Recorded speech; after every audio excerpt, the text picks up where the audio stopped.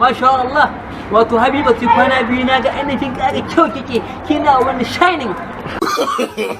No.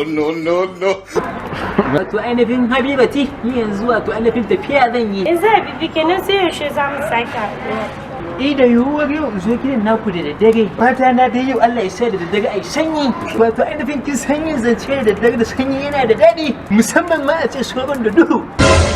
No. Masha Allah, wato ainihin za ki ga ana ɗan har da kafin ana ɗan daidaita sahu. Ina ma manta ban faɗa maka ba. Ashe ranar duk abin da muka yi a suru yana kallon mu. Dan wallahi da na shiga gida sai da ya farfasa min jiki na kalli fa jiki na diri ya fashi. Ayya, tun da wannan yaya na ci.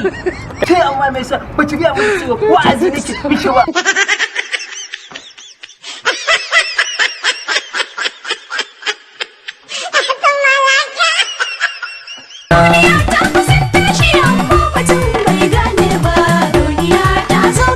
Wani sabon salo da bawa ke yi gummace in yaje zance. Duniya ta zo karshe. Sai ta sa hijabi ta saka yin ciki da sunan suna zance. Duniya ta zo karshe. Kai ɗaya kafa guda duhu zuciya ta gurɓace. Duniya ta zo karshe. Da ka fara zuwa ba ka yin hakan sai ta ce kai gara kaucewa na san mai gane ba.